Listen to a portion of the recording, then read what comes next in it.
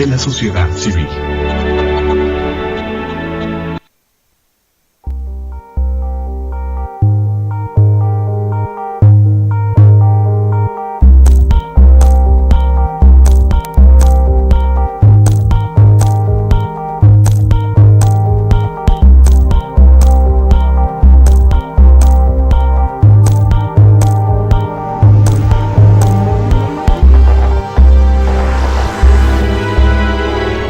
Canal Patrio, voz e imagen de la sociedad civil.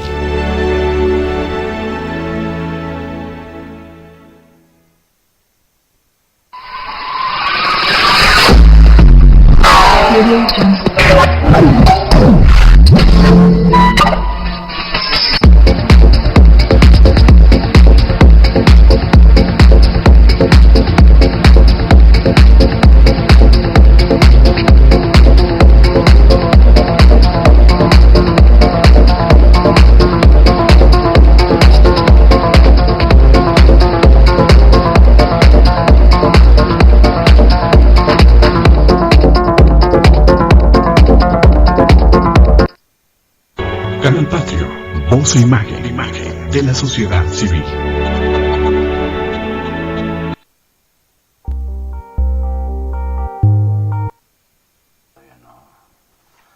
¿Cómo se encuentran? Muy buenos días. Estamos una vez más en este espacio de Canal Patrio, temas, lemas y dilemas. Bien, pues estamos nuevamente con el agrado de saludarles. Les saludo a su amigo Oscar Leslie. ¿Cómo te encuentras, David? Muy bien, muy buenos días a todos. Bien, pues hemos venido discutiendo una serie de temas que nos parecen son trascendentales para la vida nacional. Uno de ellos particularmente que ha distraído y va a seguir distrayendo nuestro tiempo es precisamente el tema del petróleo. La propiedad del petróleo y sobre todo la discusión que se vuelve a abrir después de mucho tiempo, David. ¿Cuál fue la última intentona del gobierno por privatizar Pemex? Esto fue con Felipe Calderón en el año 2008. En el 2008, una vez más los gobiernos de derecha, bueno, pues van a la carga y es aquí en donde habría que hacer alguna precisión muy rápida. No es tanto los gobiernos son empleados. Los gobiernos en México desde hace muchos años son empleados o de los Estados Unidos o en este caso del gran capital nativo de este país, que son los que han arremetido en contra de lo que queda de la Constitución Política de 1917, dado que se ha venido subvirtiendo, es decir, ha habido revolución se les acaba de mexicanos. Y bien, pues continuamos hoy con el tema de la privatización en Pemex, o como lo explican las gentes del fascismo de la derecha en este país, su mal llamada modernización, ¿no, David? Claro. Buenos días otra vez. Pues nos encontramos nuevamente con el asunto de que se viene ya empujando de manera, digamos, ya directa la necesidad, dicen, no solamente el PRI, sino ahora ya se suma también además de Enrique Peña Nieto y sus diputados, se suma el Partido de Acción Nacional. Es decir, la semana pasada, en voz de su presidente nacional, el señor Madero, hacen público que el día 30 o 31 de julio, o sea, a fines de este mes, van a presentar de manera una iniciativa de ley para reformar los artículos 25, 27 y 28 de la Constitución Política Mexicana, porque dicen ellos que es necesario prácticamente privatizar, aunque esconden con el léxico de la reforma, dicen ellos, solamente es una reforma, que en realidad es una privatización, el petróleo. Entonces, esta parte es una de las cuestiones que me parece no podemos dejar pasar, en virtud de que a la par de esto, pues ya se empieza, a la par del anuncio que hace el presidente del Partido de Acción Nacional, y se empieza a embatir nuevamente, como lo han hecho en otras ocasiones, como se hizo en el caso de la industria eléctrica, Oscar, Sí. en 1999, cuando se planteó por parte del presidente en ese entonces, Ernesto Zedillo, la privatización de la industria eléctrica. También se está planteando el asunto del contrato colectivo de trabajo. En aquel entonces se dijo que el contrato colectivo de trabajo de los electricistas era una carga pesada, onerosa, y que eso era lo que generaba la crisis en la industria eléctrica. Hoy, pues ya empiezan ese viejo embate sin sustento. Hace unos días el director corporativo de finanzas, que es el señor Mario Alberto Biaugerat, planteó que ya están muy avanzadas las negociaciones con el Sindicato de Trabajadores Petroleros de la República Mexicana. Incluso a oscuritas, ¿no? Así es, para reformar el contrato colectivo de trabajo. Y además, lo que destaca en esa situación es que tendrían ahí una modificación en el sistema de jubilaciones de los trabajadores, como si eso fuera lo que estuviera causando la crisis financiera en su caso de Petróleos Mexicanos. Entonces, son dos aspectos que embonan muy bien. Entonces sería importante pues empezar particularmente con si no tiene 5 minutos, de manera así muy rápida, porque no ha sido presentada la iniciativa, pero cuando menos las notas periodísticas de lo que dijo el señor Madero en relación a Petróleos Mexicanos. En primer lugar se dice que pues su iniciativa no privatizaría esta empresa. Sin embargo, lo que se anuncia es de que se abrirían todas las facetas que tiene Petróleos Mexicanos, es decir, toda la cadena productiva a empresarios privados. Esto, bueno, pues evidentemente tiene que ver con algo que ya habíamos dicho en algunas otras semanas, pues tiene que ver con una violación al concepto de exclusividad que tienen tanto el petróleo como la electricidad en nuestro país. Es decir, no pueden participar en ninguna parte de la cadena productiva los privados. Y el argumento es de que, bueno, el Estado, dicen, no perdería la rectoría de la nación, la rectoría del petróleo, en virtud de que este seguiría siendo manejado por el Estado mexicano. Que dicen ellos, además, que haciendo gala de ignorancia, dice el señor Madero que es el Estado el propietario del petróleo y de la electricidad de nuestro país. Bueno, esas dos consideraciones, Oscar, me parece que dan para plantear efectivamente una parte del tema que hoy nos ocupa. En primer lugar, hay que recordar que desde 1987-88, ya con Salinas de Gortari, se hizo reformas a la Constitución para crear las figuras de petroquímica básica y petroquímica. Se planteó esa cuestión y se privatizaron varias empresas y se cedió una parte que incluso fíjense lo interesante, hoy reconocen, este director corporativo de Pemex dice, en entrevista que le hicieron, que Pemex ha abandonado sectores terciarios de petroquímica o refinación que bien podrían imprimir valor agregado a las exportaciones. Y en aquel entonces se dijo que eran, pues, que esa parte de la petroquímica no era sustancial y que había que entregarla a los privados, ¿no? Y de ahí se hizo esa división artificial que solamente los gobiernos federales entienden entre petroquímica básica y petroquímica secundaria. Entonces, trayéndolo a valor presente, pues hoy se reconoce esa situación y vuelven a embatir precisamente con argumentos que ya habían utilizado en el pasado. Entonces, se ha venido perdiendo precisamente a través de esa entrega al capital transnacional. Además, se ha venido perdiendo esa parte que establece el artículo 27 de exclusividad de la nación. La exclusividad de la nación radica, desde mi opinión, en la situación en que no pueden intervenir en ninguna parte de la cadena productiva privados en lo que es petróleos, ni en exploración, ni en refinación, ni en ninguna parte. Y lo que han venido haciendo es entregar de manera parcial, es decir, ya hay una privatización parcial, tanto de petróleo como de electricidad, a través de esas reformas que han venido haciendo la Constitución, en este caso de la petroquímica básica y secundaria, tanto como las leyes secundarias. Entonces, ahí hay un quebranto, Óscar, desde mi punto de vista, de ese principio de exclusividad nacional, y hay que decirle al señor Madero, sus agoreros del PAN, que la industria petrolera no es propiedad del Estado. Eso es una falsificación del texto constitucional.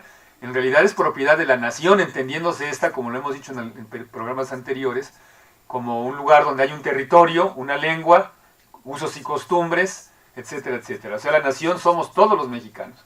Y el texto constitucional no dice que el petróleo sea propiedad del Estado. Bien, ahí fíjate, David, que yo creo que debemos arrancar con una idea de difusión que ojalá nos resulte posible establecer. Es decir, cómo articulamos este tipo de cuestiones que ya se está viendo, que tanto los medios de comunicación han venido ya tejiendo una estrategia ya tradicional. Primero es el tema, elevarlo a un rango casi tocado por los dioses, diría yo. Es decir, que para hablar del petróleo en México solo lo deben hacer los especialistas. 1. 2. Así es. Empezar a inyectar en el pueblo de México que es el Estado el propietario de Pemex. Y 3, que los beneficios que recibe la nación de los ingresos petroleros y de cómo se administra la industria no llegan al pueblo de México porque es ineficiente la empresa, producto de la corrupción y del alto costo que tienen sus trabajadores.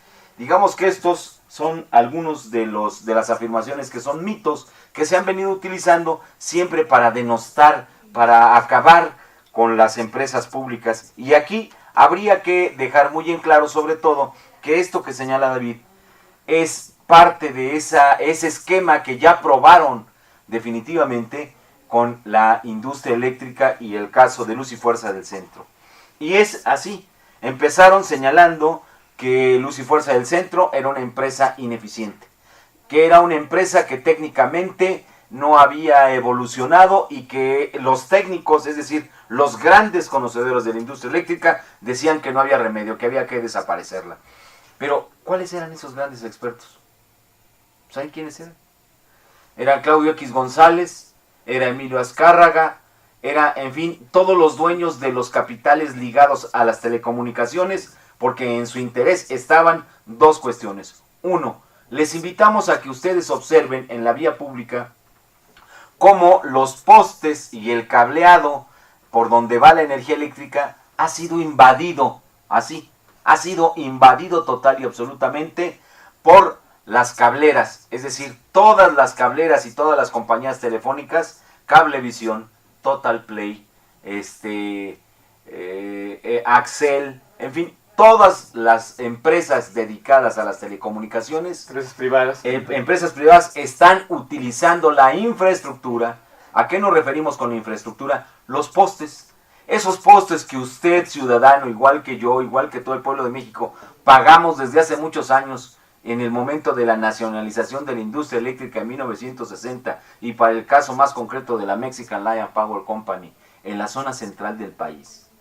Estos activos fueron pagados con el dinero del pueblo de México y hoy los usufructúan las empresas privadas, particularmente de las telecomunicaciones, que eran las principales interesadas en romper ese monopolio del Estado, como lo define el artículo 25, más no la propiedad. La propiedad la define el artículo 27, que es a donde se refiere David, con relación a que todos esos bienes son de la nación, son así concretamente de usted y míos y de todos los mexicanos. Incluso hay una parte que le corresponde a Dudim, hay una parte que le corresponde a Emilio Azcárraga, aun cuando estas gentes de mexicanos tengan nada, porque uno es tejano y el otro, pues sin caer en cuestiones chauvinistas, xenófobas, pues es un libanés criado en México que no tiene ningún interés por esta patria porque no lo acoge, no lo alberga ningún sentimiento nacionalista, puesto que no lo tiene. No es su culpa, pero tampoco la nuestra, tener que padecer la de desgracia de que estas gentes que están ligadas al poder económico no tengan ninguna identidad nacional con nuestro país. Bien, es aquí en donde entonces decimos, estas cuestiones que primero tratan de elevarlas a un nivel técnico muy elevado y después sale a relucir los verdaderos intereses, para el caso de la industria eléctrica pues ya fue probado. Primero, con ello estamos comentando brevemente que los intereses ajenos a la industria eléctrica son los que movieron la decisión del empleado de estas gentes, el empleado en su momento que fue Felipe Calderón, quien dio la instrucción de liquidar a Luz y Fuerza del Centro, y lo convalida una terrible corte, una tremenda corte que se conoce en el país como la Suprema Corte de Justicia, diciendo que el decreto es válido, que es correcto, que es constitucional, y luego más adelante dando piruetas en el aire, dando vueltas, empinándose primero con el gobierno del PAN y después con el gobierno priista, señalando muy claramente que la Suprema Corte de Justicia de esta nación está a las órdenes del presidente en turno. Ya sea bien del PAN o del PRI, del que sea el partido, obviamente nunca va a llegar un partido de izquierda en este país, pero bueno, finalmente demuestra la Suprema Corte de Justicia que está al servicio de la oligarquía nacional. Es así que tenemos muy claro que el problema del sector eléctrico ha venido sirviendo a sí mismo para servir a los intereses que ya hemos descrito, pero también el modelo que se está siguiendo con Pemex, claro, con un perfil más bajo, porque el sindicato petrolero pues es un sindicato completamente charro. Ese sindicato surge con las características de un sindicato controlado por el gobierno de México. Surgió con el apoyo del gobierno de Lázaro Cárdenas, con otros fines, pero finalmente control.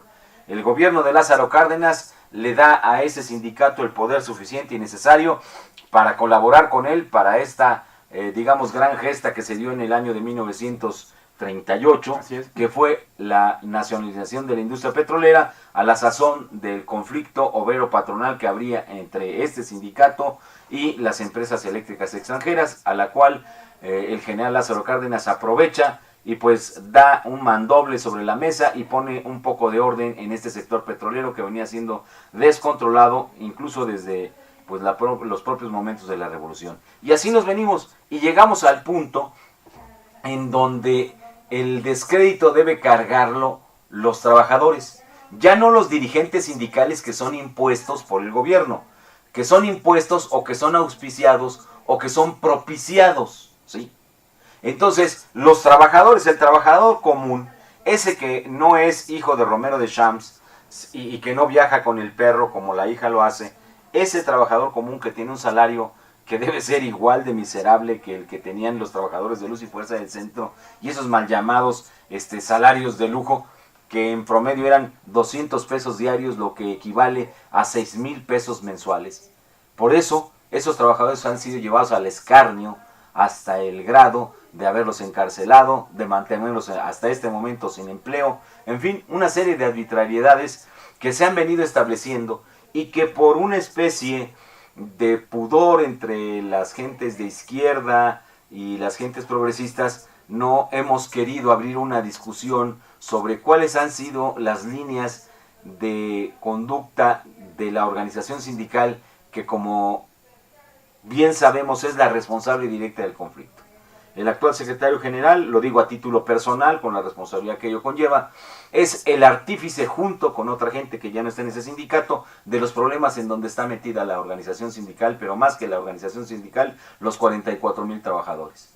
Unos tuvieron que liquidarse por las razones y motivos que hayan tenido, y otros, más de 15,000, casi 16,000 trabajadores, que han mantenido una resistencia terrible, le han demostrado al gobierno, los trabajadores, no la dirección de ese sindicato, los trabajadores le han demostrado al gobierno y al Estado mexicano que cometió un gravísimo error, porque como hemos señalado, allí están ya todas las empresas privadas en el sector eléctrico vulnerando el artículo 27 constitucional, allí están todos los errores que se han dicho se iban a corregir, que no eran, digamos, responsabilidad de los trabajadores, como eran las fallas, las deficiencias técnicas, y quedó demostrado que todo ello era por la falta de una inversión, de un presupuesto suficiente, cosa que le dieron a la Comisión Federal de Electricidad y no ha podido resolver en la zona central la atención de la energía eléctrica. Y lo más grave, ha quedado demostrado que los trabajadores no fueron el problema, que en todo caso los trabajadores no supieron leer con la debida anticipación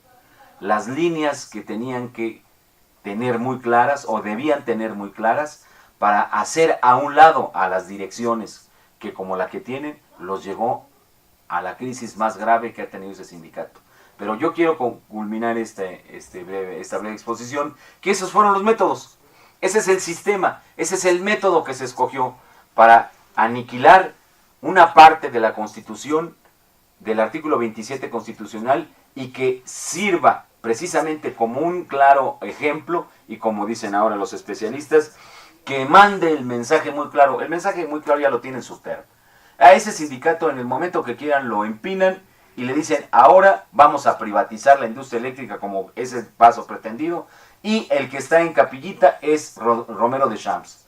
Y a Romero de Champs, pues simple y sencillamente le han venido perdonando la vida, como ha quedado muy claro este gobierno fantoche, cuando dice que viene a poner el orden en la educación, y cuando en realidad lo que está haciendo y ya hizo es poner todas las claves para que la educación sea privatizada en México, así como este gobierno y todos los anteriores han venido poniendo las claves para que la industria energética, particularmente la industria eléctrica, ya esté en manos de particulares. Y ahora se pretende dar el golpe final a Petróleos Mexicanos, después de que se ha venido primero separando en petroquímica básica y petroquímica secundaria, y luego privatizaron otro tipo de servicios cuando abrieron a Pemex, o la dividieron en 4 grandes empresas. Y luego en 2008, cuando Calderón reforma también las leyes correspondientes a la industria petrolera y mete una especie de semi-privatización con estos contratos, para ciertos trabajos, en donde ya está Halliburton en México y otras grandes empresas petroleras. Y bueno, finalmente no han acabado con Petróleos Mexicanos, y precisamente todo es a partir de una supuesta confusión. Y es decir, Madero y todos los demás se hacen tontos solos, porque ellos sí saben perfectamente que cuando ellos digan en público que Pemex es propiedad no del Estado mexicano, sino de la nación, entonces todos los mexicanos se preguntarán: si yo soy la nación, ¿por qué no me vienen a preguntar qué es lo que debemos hacer con Pemex? Por eso también, de manera deliberada, tratan de confundir en el lenguaje que utilizan la posesión o de quién es la propiedad legítima de Petróleos Mexicanos. Y así como ello, bueno, pues está muy claro que ahora el esquema que está, el paso que sigue es desacreditar ante la opinión pública a los trabajadores, ya no tanto ese sindicato que está lleno de corrupción, sino poner en un enorme peso de la balanza el hecho de que las obligaciones que se tienen para con los trabajadores, por lo que hace a sus salarios, por lo que hace a sus prestaciones, y dentro de ellas particularmente la jubilación. Tal pareciera que hoy los sistemas de retiro en México pueden ser saqueados, como ha sido saqueado todos los fondos de la CONSAR y de los trabajadores en retiro, que han perdido cerca del 9% al 10%, estamos hablando de 3,000 billones de pesos de los ahorros de los trabajadores que están metidos en los bancos. Bueno, pues eso los bancos lo han dilapidado y han perdido el 10%, es una cantidad enorme de recursos. Esto es de todos los trabajadores del país que aportan a sus afores, pero para el caso de los petroleros, como de los empleados del SUTER y del IMSS, ya se prefiguró aumentar los pasivos laborales de la noche a la mañana. Creo que es parte del problema, ¿no? Es parte del problema. Efectivamente, son dos cosas que están engranando. Por una parte, el Partido de Acción Nacional, que fiel a su origen, hay que recordar, ese es un paréntesis, de carácter histórico, hay que recordar cómo nace ese partido, Oscar. Ese partido, el Partido de Acción Nacional, nace como una comparsa, siempre ha sido así desde su origen de 1939, nace como una respuesta precisamente a la expropiación petrolera decretada por el general Lázaro Cárdenas. Así nace el Partido Acción Nacional. Uno de sus principales dirigentes, este señor Manuel Gómez Morín, era abogado de las empresas particularmente británicas que tenían intereses petroleros y que se sentían agraviadas por la expropiación petrolera. Así nace, y hoy fiel a ese a ese origen empresarial y además, como ya lo documentó el caricaturista Rafael Barajas, el Fisgón, además con un origen fascista, el Partido Acción Nacional, hoy viene planteando los mismos argumentos que se dieron en 1999 para pretender privatizar la industria eléctrica, hoy los traslada a la industria petrolera. Y habla de que, entre otras cosas, que el Estado no perdería la rectoría del petróleo. Nada más que se le olvida al señor Madero, además de ser un ignorante en materia constitucional, que la rectoría del Estado está totalmente ligada a la propiedad, a la exclusividad de la nación en esta materia, o sea, en este caso del petróleo. Entonces, el planteamiento de modificar el artículo 25, el artículo 27 y el artículo 28 es una copia de lo que se hizo en 1999, pero ahora en materia de petróleo, con el objeto prácticamente de privatizar totalmente la cadena productiva de Pemex. Y pues como una forma de embonar, me parece políticamente, para esta privatización, pues vienen ya los anuncios que han venido dando algunos diarios, como es el caso de este periódico llamado Reforma, en donde ahora ya le quieren atribuir, como lo hicieron en el caso de Luz y Fuerza del Centro, los trabajadores electricistas, hoy se le quiere atribuir a los trabajadores petroleros, en voz de este señor Mario Alberto Beullerat, diciendo que el contrato colectivo de trabajo es el causante de la crisis financiera de Pemex. Fíjense nada más. Ahora argumenta ese señor que el contrato colectivo de Pemex es oneroso, con muchas prestaciones y sin eficiencia laboral. Lo mismo dijeron del contrato colectivo de trabajo del Sindicato Mexicano de Electricistas en su relación laboral con Luz y Fuerza del Centro.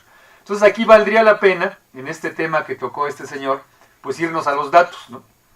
En primer lugar, habría que plantear que gran parte de los ingresos, una parte muy importante, muy sustancial, y eso se puede checar, es un dato oficial, Oscar, como ya lo manifestaste hace 8 días, una parte sustancial de los ingresos de Pemex se aporta como recurso público. Estamos hablando de cerca del 55% de los recursos públicos que se destinan para la federación, para los estados y para los municipios. Es decir, a partir de ahí podemos decir que no es como se quiere hacer creer, como seguramente van a empezar a hacerle creer a la opinión pública, que la mayor parte de ingresos se destinan para pago de salarios y prestaciones a los trabajadores petroleros, sino al contrario. Una parte muy importante es para que el Estado pueda asumir sus compromisos.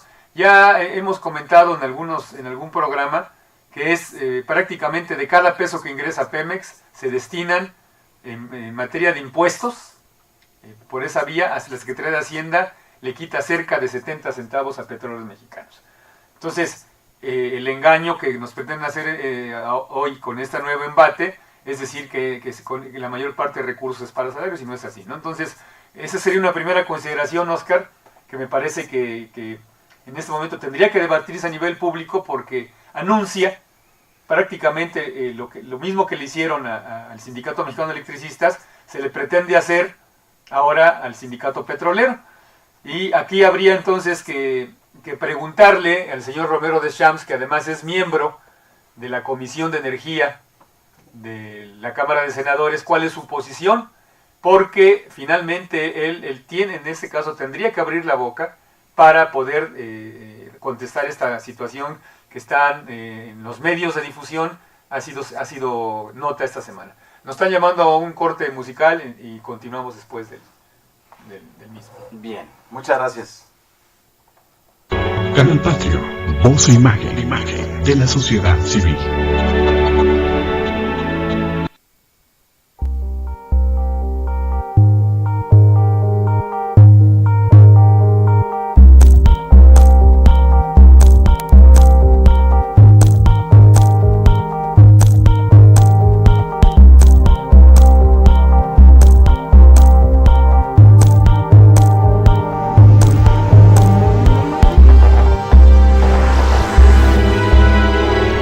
Canal Patrio, voz e imagen de la sociedad civil.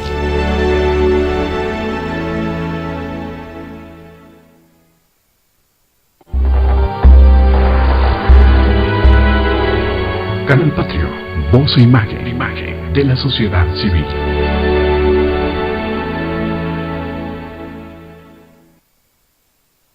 Canal Patrio, voz e imagen de la sociedad civil.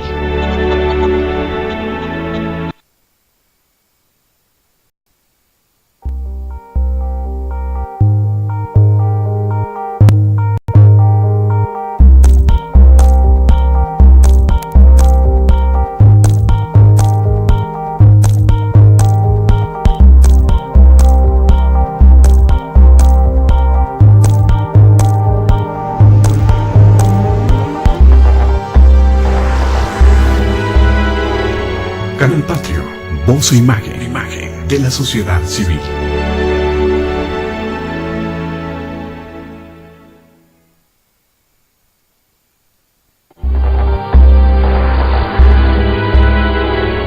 Canal Patrio, voz e imagen de la sociedad civil.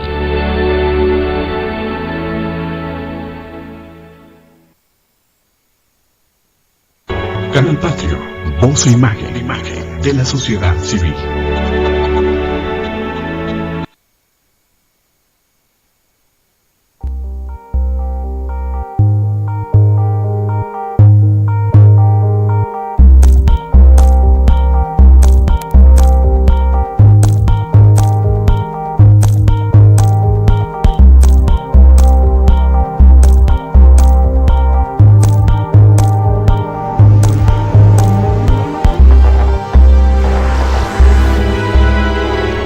Canal Patrio, voz e imagen de la sociedad civil.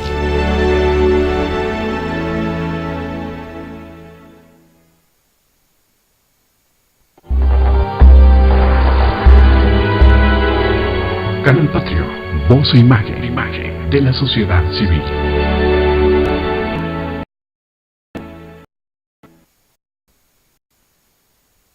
Canal Patrio, voz e imagen de la sociedad civil.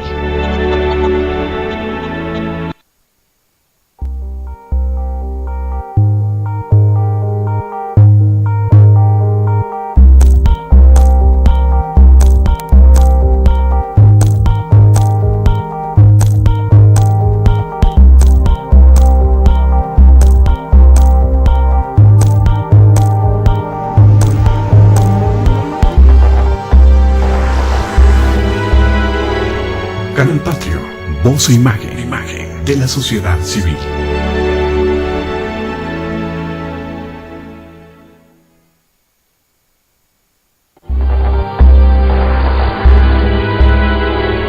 Canal Patrio, voz e imagen de la sociedad civil.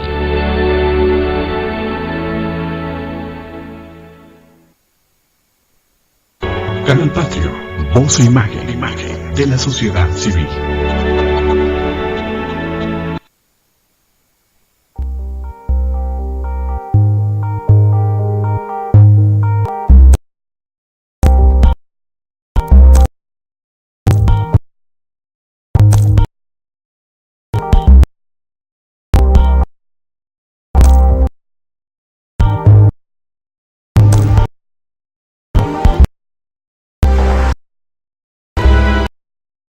Canal Patrio, voz de la...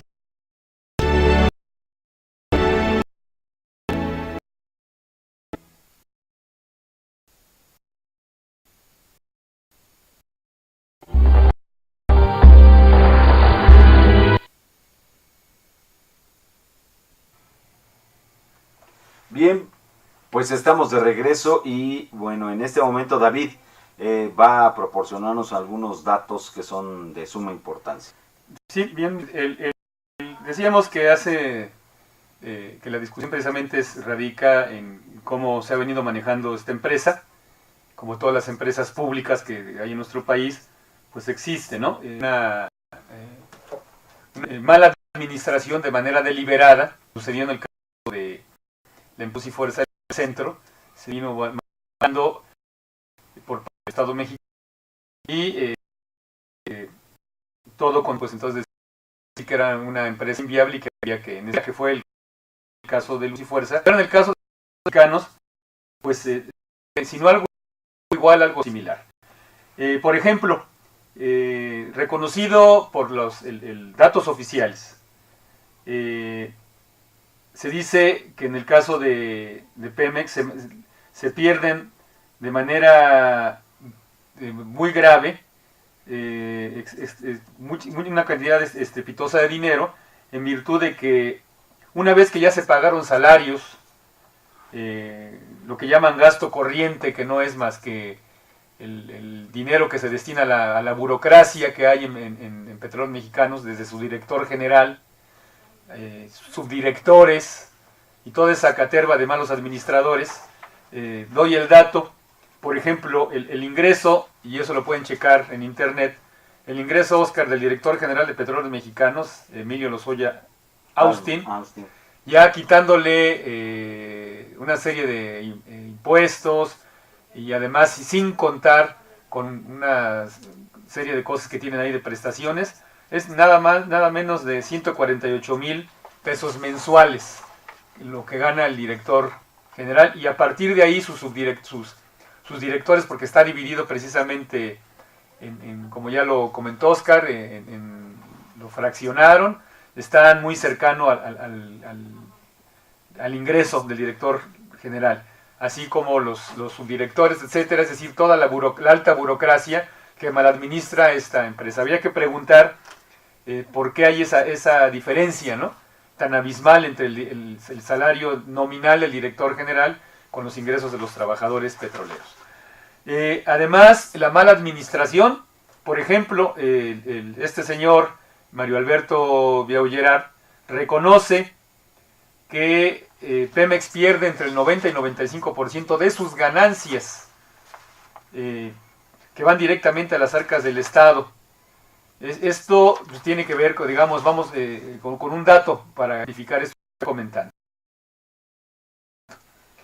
En el primer trimestre de este año 2003, ingresos de Petróleos Mexicanos estuvieron más o menos en un rango de los 400,000 millones de pesos, los ingresos del primer trimestre. Y el gasto operativo representa la tercera parte, dicen ellos, y la inversión menos del 10%. Bueno, pues una vez que ingresó esta cantidad a las arcas de Pemex, el Estado mexicano le quitó a la paraestatal más de 200,000 millones de pesos por concepto de impuestos y derechos. Es decir, el 50% solamente del primer trimestre, Oscar, de la empresa Petróleos Mexicanos, lejos de destinarse a infraestructura, que digamos hospitalaria, que le hace falta al país, o infraestructura en el caso de la educación, de virtud de que es una empresa pública y se pueden hacer esas transferencias, o que se destinaran, digamos, a subsidios al campo, que buena falta le hacen, a efecto de que todavía el buen número de campesinos pobres y medios que hay en este país no tienen el suficiente recurso para poder y que pudiéramos alcanzar la ansiosa soberanía alimentaria. En realidad, Petróleos Mexicanos, su origen precisamente se da para eso, ¿no? Es una riqueza que debe servir para el desarrollo nacional. Lejos de eso, simple y llanamente el Estado mexicano le quita, solamente en un trimestre, le quita el 50% de sus ingresos. Entonces, aquí la pregunta sería, ¿qué empresa, pública o privada, puede ser rentable cuando hay esa política de descapitalización directa, deliberada del Estado mexicano a Pemex? Y ahora, bueno, pues entonces se quiere, como se ha venido haciéndose el clásico argumento, se quiere decir que no, que la empresa, en contradicción con los propios datos oficiales, se le quiere atribuir al sindicato petrolero la crisis financiera del organismo. Simple y llanamente, ahora el argumento es de que, pues en el caso de los trabajadores petroleros, pues es muy alta, dicen ellos, la plantilla. el argumento que dan, el dato que dan Petróleos Mexicanos es que por cada jubilado, por cada 2 trabajadores en activo hay un jubilado. Es decir, que cifras de esta empresa indican que tiene 70,000 jubilados contra 150,697 empleados en activo. Entonces su argumento, a partir de ahí su conclusión es que pues lo que está generando la crisis en Petróleos Mexicanos pues son los salarios de los trabajadores, es su contrato colectivo de trabajo. El viejo argumento. Y pues evidentemente no se reconoce que lo que está sangrando a esta empresa de carácter de exclusividad nacional es la política hacendaria que viene precisamente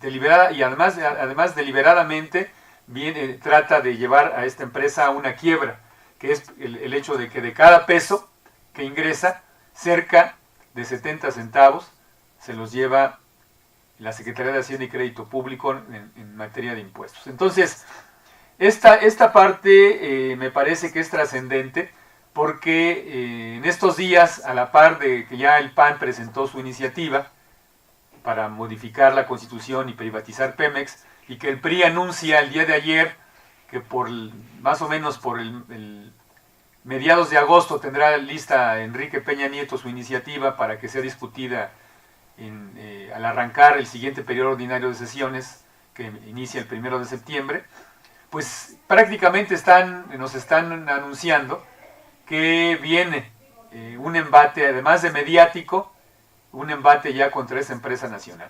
Y no nos extrañe, y en esto constituye la alerta en este programa, Oscar, que empiecen a argumentar eso, ¿no? Que se empieza a decir que pues el contrato colectivo de trabajo de los petroleros es el causante, la plantilla que es muy alta, que es el causante de la crisis financiera que está pasando Pemex, sin querer reconocer que el problema radica en otra situación. Ya hemos planteado en otros programas que aquí lo único que cabría precisamente si se quiere sanear realmente la empresa Petróleos Mexicanos, Oscar, no es reformar la Constitución en sus artículos 25, 27 y 28. Lo que en dado caso se requeriría es modificar eso que hicieron en esa ley secundaria para darle facultades a Hacienda en términos de poderle prácticamente exprimir de cada peso 70 centavos. Eso se tiene que modificar. Las ganancias de esta empresa tienen que estar más o menos, como ya lo hemos comentado en otros espacios, en otros programas, tiene que estar a la par de lo que en América Latina se hace. El caso de Colombia es muy ejemplar.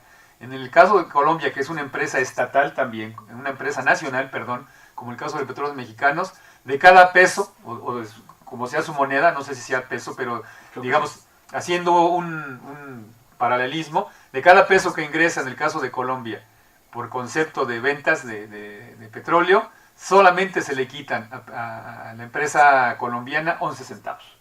Y en el caso de nosotros se le quitan 70 centavos. Es decir, el 11%. El 11% de cada peso. Y en el caso de Colombia y en el caso mexicano, de cada peso Hacienda se lleva 70 centavos. Entonces, ahí es donde se radica el problema, no en el contrato colectivo de trabajo de los trabajadores petroleros.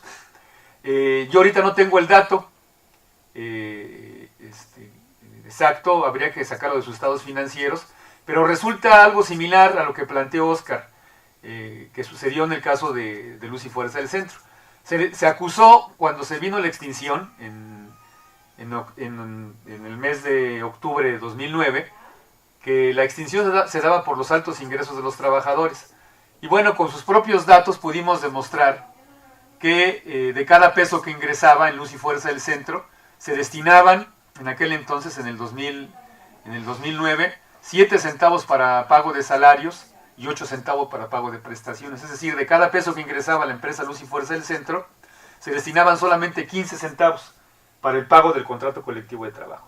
Habría que hacer un ejercicio, Oscar, en el caso de Pemex, ¿no? Con sus datos oficiales. Pero sobre todo hay que destacar algo, o sea, la prensa nacional viene ayer o antier, me parece que el periodo de reforma de manera, pues como lo acostumbra la prensa de la derecha, hace un anuncio terrible, ¿no? En donde dice que han crecido los pasivos laborales en más del 170% en un periodo de 6 años.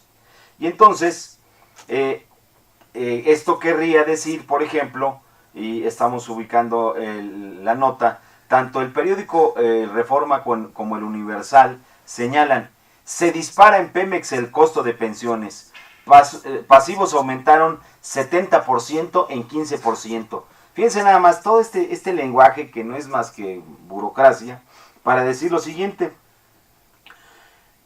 de diciembre de 2011 a marzo de 2013, el saldo de los pasivos laborales de Pemex registró un crecimiento del 70% en términos reales, al pasar de 782 mil millones de pesos a 1.3 billones de pesos, cifra que suma el 64.3% de todos sus activos, de acuerdo con los datos recientes de la paraestatal. ¿Qué significa este parrafito en términos llanos? Que la obligación contable denominada pasivos laborales creció un 70% al pasar de 782 millones de pesos a 1.3 billones de pesos. ¿Esto qué significa? Bueno, en términos concretos, nada. Y les voy a decir por qué, hasta qué momento se materializa esta obligación de los pasivos laborales. Solo en la mente de quienes quieren privatizar Pemex, es decir, del gobierno de derecha, de Enrique Peña Nieto, del Partido Acción Nacional y de todos los empresarios, ellos sí quieren hacer efectivo estos 1.3 billones de pesos, porque a ello nos vamos a referir. El pasivo laboral de Luz y Fuerza del Centro, que decían que era enorme y que no podía ya seguirse sosteniendo, no tenía por qué haberse pagado o puesto en billetes si no hubieran cerrado Luz y Fuerza del Centro. Porque esos pasivos laborales no son otra cosa más que las obligaciones que tiene una empresa frente al conjunto de pagos y en este caso de prestaciones dados a los trabajadores. ¿Cómo lo define la norma contable? Hay una norma contable que es la norma contable 37, que es internacional y que señala qué es una provisión. En la norma dice provisiones. En la norma se definen las provisiones como pasivos en los que existe incertidumbre acerca de su cuantía y vencimiento. Se debe reconocer una provisión cuando y solo cuando se dan las siguientes circunstancias. A. Cuando la entidad tiene una obligación presente de carácter legal o implícita por la entidad como resultados de un suceso pasado. Es decir, cuando la entidad tiene una obligación presente por un suceso pasado. Hoy Pemex, al igual que en su momento Luz y Fuerza, tenía la obligación de pagar una jubilación a quien la solicitara, porque en el pasado, en su contrato colectivo, fue pactado de esa manera. Pero es distinto pagar una jubilación cuando el trabajador ya culminó su etapa laboral, cuando ya reunió los requisitos que señala ese contrato, y entonces uno, varios o cientos de trabajadores se retiran en un año, o miles. ¿Por qué tratar de ocultar la información? ¿Y por qué miles se retiran en un año? Pues porque les ponemos un ejemplo muy rápido. En el año de 1959, por ejemplo, en la industria eléctrica, hubo una enorme inversión en plantas de generación y se contrataron no a un trabajador, ni a dos, ni a 100, ni a 1000, sino a miles de trabajadores para que construyeran esas empresas, esas plantas. Y luego, cuando se termina de construir esa planta, surge la construcción y así es como se va haciendo la vida laboral. Bien, pues esa obligación contraída en el pasado, que es una obligación en el presente, es lo que se denomina una provisión. Una provisión que se denomina o se define como un pasivo. Un pasivo es una deuda. De tal suerte que lo que nosotros vemos hoy en la realidad nacional es que estas gentes de derecha están liquidando al país. Están liquidando particularmente a los trabajadores, y con ello, en su conjunto, es todo un movimiento para subvertir, para generar las condiciones para calificar como un acto contrarrevolucionario todo lo que se está haciendo en contra del artículo 127 constitucional, porque ya se avanzó con el 27 constitucional, porque ya se avanzó en el 123 constitucional, porque ya se modificó el artículo 3º constitucional, porque ya se modificó el artículo correspondiente a las relaciones con el clero. Bueno, finalmente, solo hay que recordar y ver y dar un paseo por nuestra historia. Estos fueron los elementos claves que hicieron que cuando la Constitución Política de 1917 se promulga, tanto el clero, no tan solo nativo de este país, sino desde el Vaticano, ordenaron el desconocimiento de la Constitución Política de 1917. Hemos leído ya en temas, lemas y dilemas las opiniones que tuvieron los políticos de los Estados Unidos de Norteamérica cuando terminó el conflicto de la Primera Guerra Mundial y se dieron cuenta, según ellos, de lo que había ocurrido en México, que había que dar marcha atrás a todas esas aberraciones, y por eso le dieron el apoyo a gentes como Vasconcelos en un principio, que después Vasconcelos cambiaría, y yo digo no cambiaría, como toda derecha se va polarizando. Y Hitler también era un hombre de derecha. Hitler también, era un hombre pragmático de empresa. O sea que no hay una gran diferencia entre Hitler, y ya lo demostró el Fisgón, y cualquier político del PAN. Son fascistas todos. El fascismo norteamericano tiene otras connotaciones, pero es tan fascista como el fascismo hitleriano, con el holocausto del pueblo judío. Solo habrá que observar el holocausto mundial en que ha asumido las políticas económicas que ha impulsado los Estados Unidos, ya sea por las bayonetas, o sea por la diplomacia, o sea por la economía, en donde ha sumido al mundo en una hambruna terrible, y a países como México los ha saqueado de una manera tan infame, tan dolorosa, que no bastaría más que un conjunto de mexicanos que ojalá se tomaran la molestia de ir a su propio pasado y reconstruirlo para observar de qué manera, de qué forma los Estados Unidos de Norteamérica han venido sangrando al mundo, pero particularmente a este país. Y entonces nos daremos cuenta que todas estas cuestiones que se dicen, por ejemplo, se dan cifras. Con 151,169 empleados, Pemex analiza los nuevos esquemas de retiro para sus futuras contrataciones, como es la de individualizar las cuentas de cada uno de los trabajadores, similar al esquema de las Afores, con el fin de ir reduciendo la carga financiera que significan estos pasivos para la paraestatal. Pemex no cuenta con los recursos claramente etiquetados para hacer frente a sus obligaciones pensionarias, y los trabajadores activos no hacen aportaciones. Este es quizá el problema más grave que describe Montserrat Ramiro, analista del Instituto Mexicano para la Competitividad. ¿Y saben quién es o qué es este Instituto Mexicano para la Competitividad? Es otro organismo creado por los empresarios. Aquí está metido Claudio X González.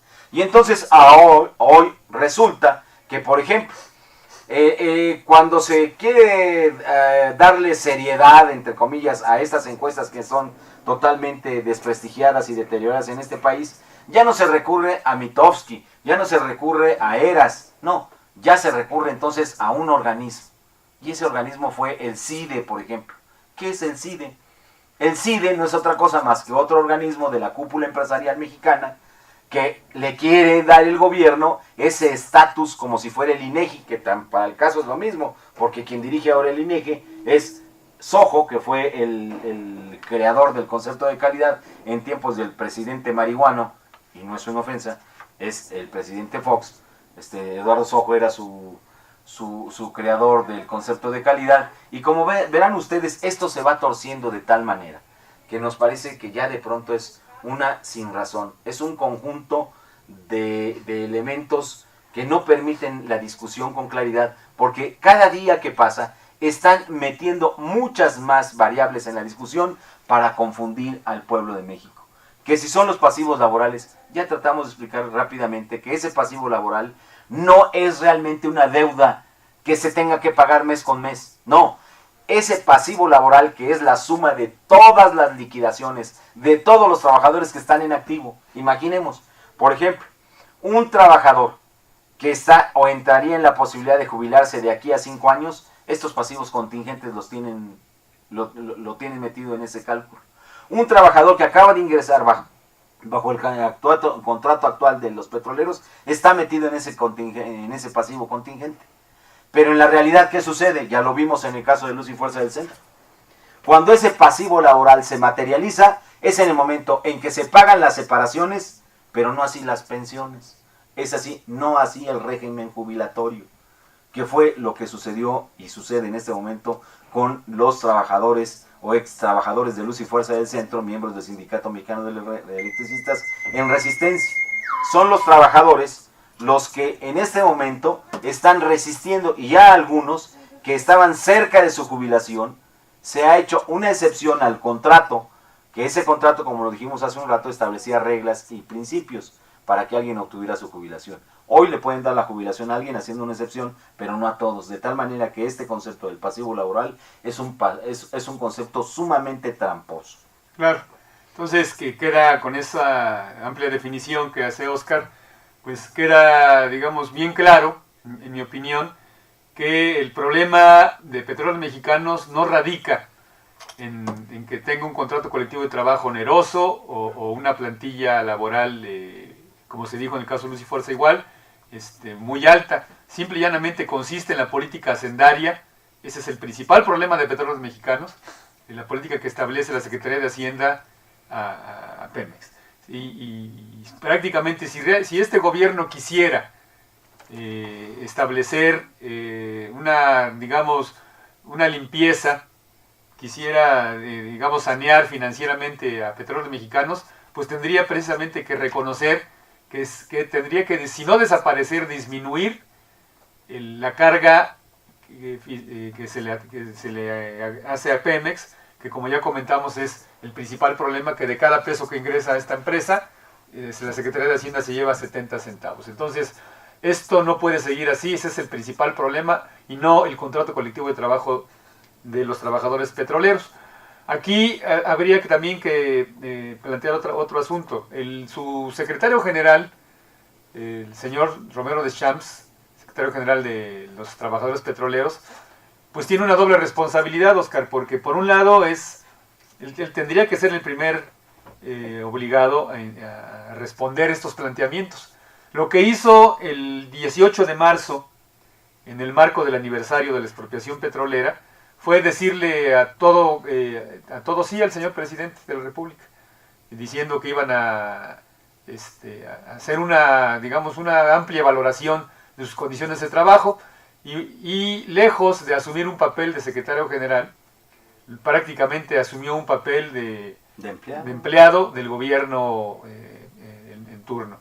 Y por otra parte, su responsabilidad crece porque él es miembro de la Comisión de Energía del Senado de la República, y ahí también está obligado a dar una opinión.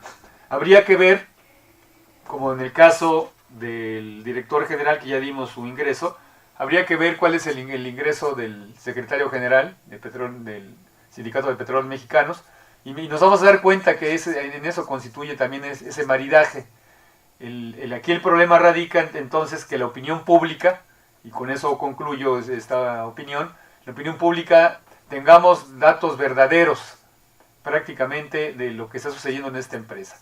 Va a ser muy recurrente que en todos los medios, tanto escritos como visuales, se quiera creer a la opinión pública, como se hizo en su momento en el 2009 con la empresa Luz y Fuerza del Centro, hacerle creer ahora que el mal de Pemex no es su mala administración, no es el hecho de que los privados tengan incluso ya alguna injerencia, sino que el mal es el contrato colectivo de trabajo. No nos dejemos engañar, prácticamente la principal responsabilidad si es que esta empresa, podemos decir que tiene algunos problemas financieros, es la mala administración que ha llevado a cabo el gobierno, y que de manera deliberada lo que se pretende es quebrar esta empresa, como lo hicieron con Luz y Fuerza del Centro, para entonces tener el argumento de extinguirla y entregarle ahora sí toda la cadena productiva del petróleo a los privados, como es el viejo sueño ya desde 1939 de los panistas encabezados en aquel entonces por Manuel Gómez Morín. Hijo putativo de Vasconcelos, un connotado fascista de este país. Bien, pues nos despedimos de ustedes y la próxima semana nos veremos para seguir tratando el tema de la privatización de Pemex y cómo se pretende engañar al pueblo de México con esta circunstancia. Muchas gracias por su atención y nos estamos viendo la próxima semana. Faltó la patada, ¿no? No te rindas, mexicano, pronto cambiará tu suerte. Hagamos un lazo fuerte los latinoamericanos para enterrar al tirano que te tiene confundido, ignorante y oprimido en tu tierra soberana. Para cambiar el mañana, no vuelves para autonomía. Nos despedimos con este son de Milton Muñoz. Vuela, vuela, tu cabina.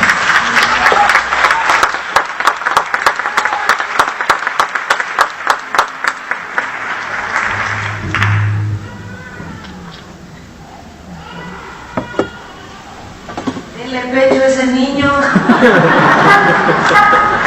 Yo le daría, pero sin espantó la leche, ¿verdad?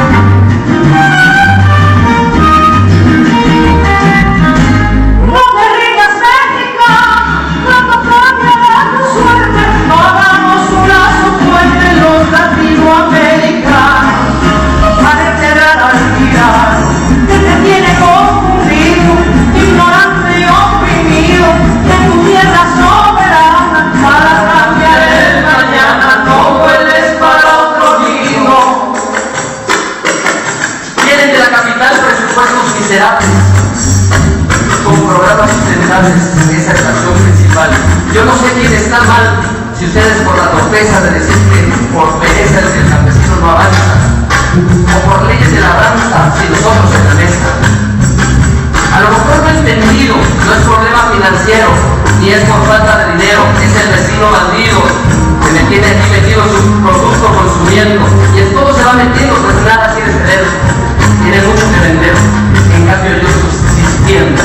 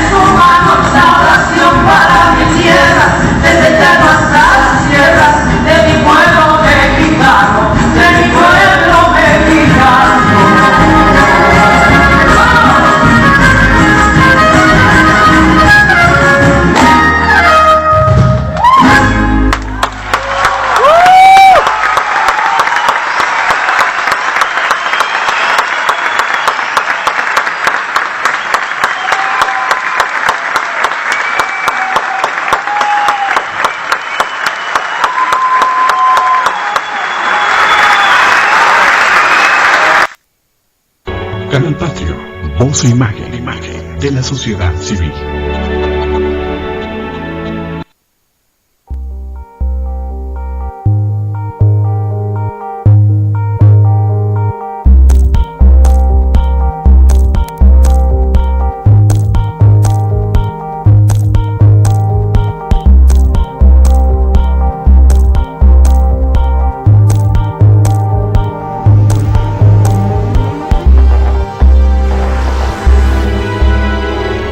Canal Patrio, voz e imagen de la sociedad civil.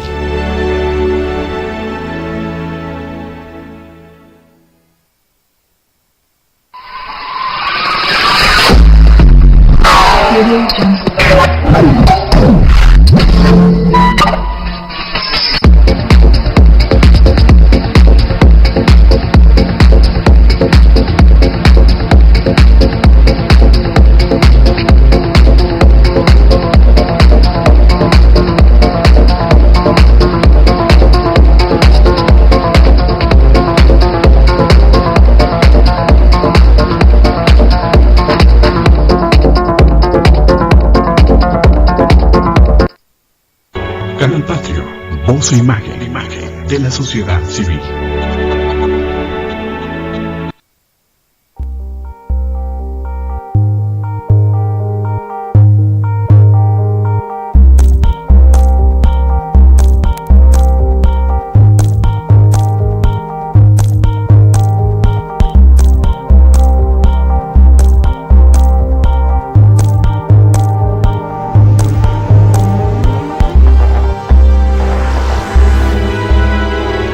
Canal Patrio, voz e imagen de la sociedad civil.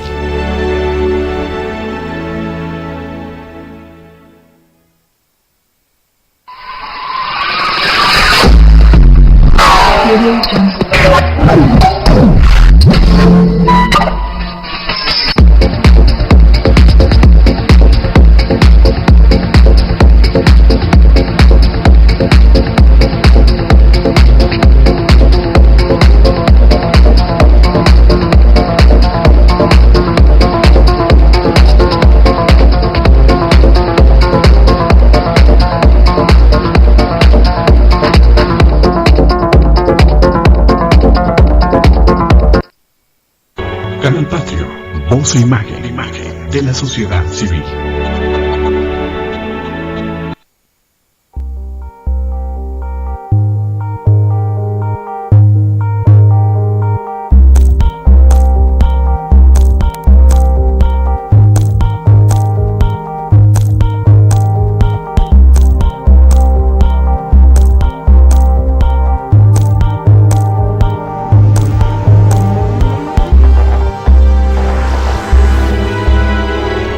Canal Patrio, voz e imagen de la sociedad civil.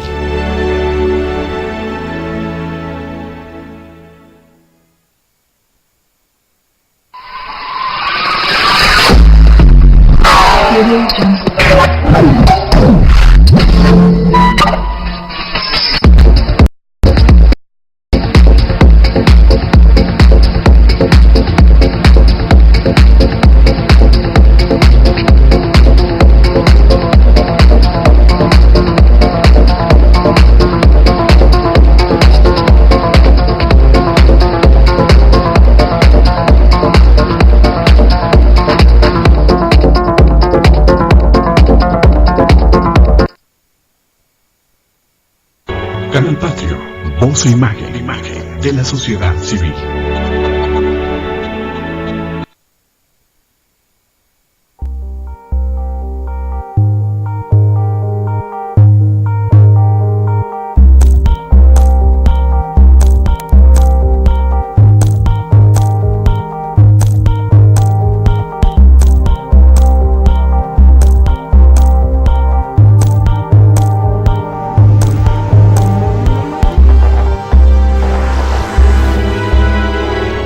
Canal Patrio, voz e imagen de la sociedad civil.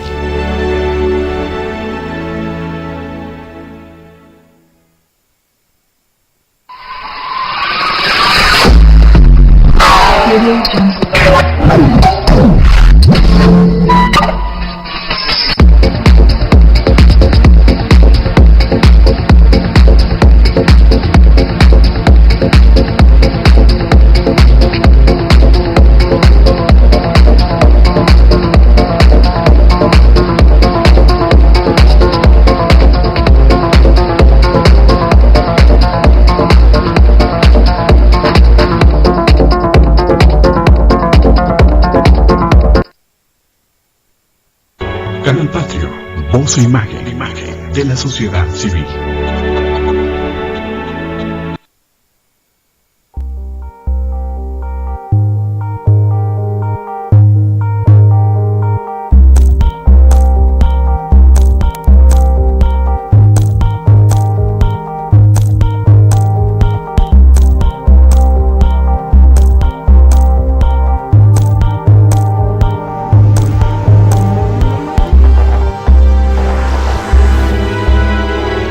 Canal Patrio, voz e imagen de la sociedad civil.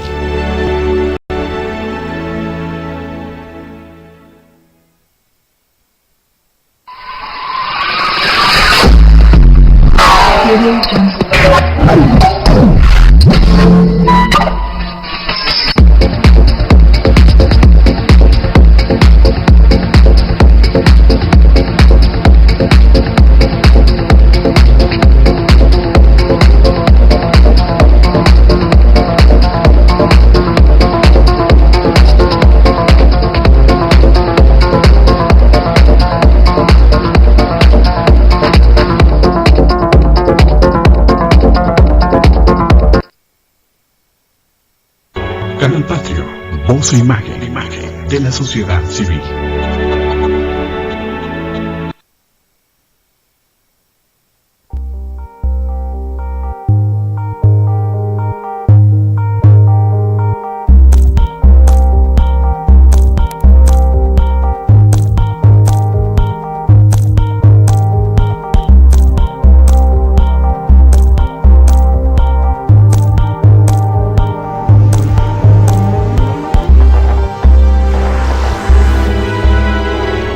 Canal Patrio, voz e imagen de la sociedad civil.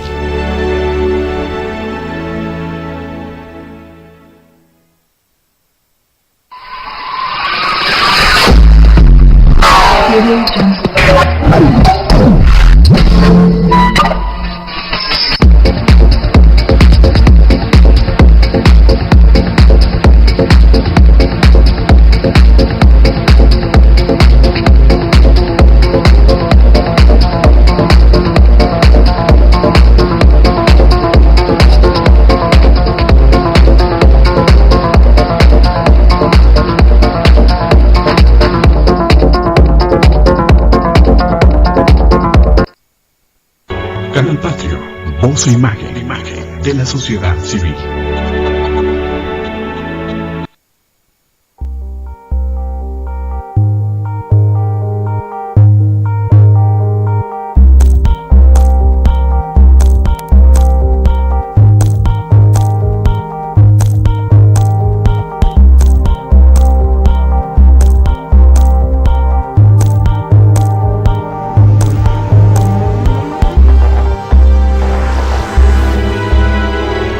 Canal Patrio, voz e imagen de la sociedad civil.